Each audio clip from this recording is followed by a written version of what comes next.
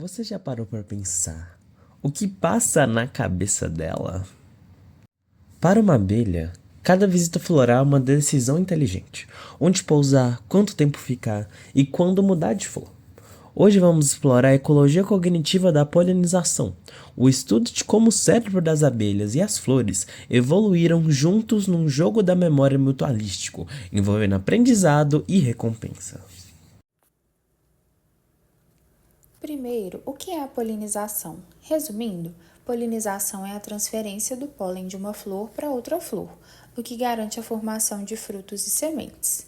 Mas o mais interessante é que em cerca de 70% das plantas tropicais, essa tarefa é feita por animais, e entre eles, as abelhas são campeãs absolutas, compondo aproximadamente 66% da polinização animal do mundo. Como destaca Charles Michener no livro Bees of the World, existem mais de 20 mil espécies de abelhas conhecidas e presentes em quase todos os ambientes terrestres, apresentando comportamentos incrivelmente variados. O cérebro de uma abelha tem menos de 1 milhão de neurônios, mas é uma verdadeira central de processamento sensorial. Ele integra visão e olfato para o reconhecimento de flores e para a memória espacial, que auxilia na orientação do voo. Essa combinação de sentidos permite às abelhas exibir o que chamamos de constância floral, em que depois de aprender as características de uma flor, elas passam a visitá-la repetidamente. Essa fidelidade não é apenas hábito, é estratégia.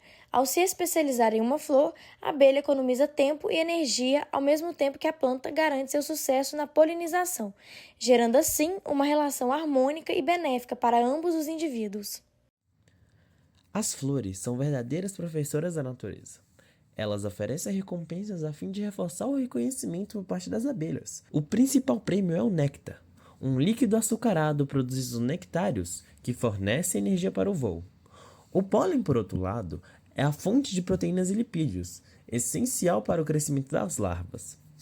As abelhas coletam pólen e o armazenam em corbículas, porções dilatadas no último par de patas, que funcionam como cesto, ou escopas, que são aglomerados de pelos ramificados que prendem o pólen no corpo da abelha. Mas as flores não facilitam tanto assim. Cada espécie tem um formato próprio que exige um tipo de comportamento ou corpo específico para acessar os recursos. Um verdadeiro quebra-cabeça floral. Enquanto flores abertas permitem pousos diretos, flores tubulares exigem línguas longas. Outras ainda existem condições para liberar o pólen, como é o caso da buzz pollination, polinização por zumbido, que depende de vibração, típica das mamangavas. Essas relações de especialização também foram descritas por Michener. Além disso, as flores usam pistas visuais olfativas, como cores vibrantes, padrões ultravioleta e perfumes específicos para atrair e orientar as abelhas.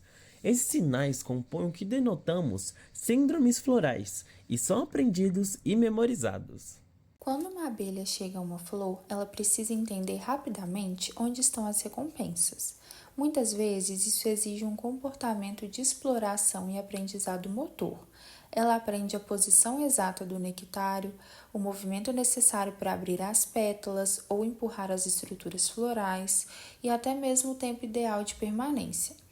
Tudo isso é armazenado na memória de curto prazo e, após repetir a experiência, a abelha consolida o aprendizado e cria uma rota fixa de visitação, economizando energia e otimizando o ganho de recursos.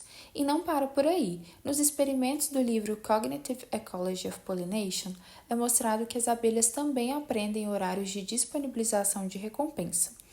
Elas associam o tempo do dia à disponibilidade de néctar e ajustam seus voos conforme o relógio das flores. Cada voo é um cálculo entre gasto energético, distância, tipo de flor e quantidade de recurso. Esse processo contínuo de aprendizado tem grande influência na evolução das flores. Espécies com recompensas mais previsíveis e sinais mais claros tendem a receber visitas mais constantes em decorrência da facilidade e maior velocidade de aprendizado. A relação entre abelhas e flores é um exemplo clássico de coevolução mutualística. Ao longo de milhões de anos, as flores foram selecionadas de acordo com as capacidades sensoriais e anatômicas das abelhas e vice-versa. o que criou uma dependência entre os grupos, de forma que ambos fossem capazes de tirar proveito desta relação. Esse diálogo constante entre forma floral, forma do corpo da abelha e comportamento de forageamento é o motor da diversidade que vemos hoje nas paisagens naturais.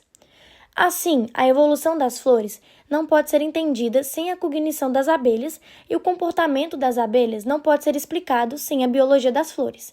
Este é justamente o resultado do processo milenar denominado mutualismo, no qual duas espécies tiraram tanto proveito de um benefício mútuo que acabaram dependentes umas das outras. Cada visita é mais do que uma busca por alimento. É um exercício de memória, percepção e aprendizado. Por isso, quando você vira uma abelha em ação, lembre-se que além de estar coletando recursos, ela está participando de uma dança ancestral entre seu cérebro e as flores. E as flores são muito gratas por isso.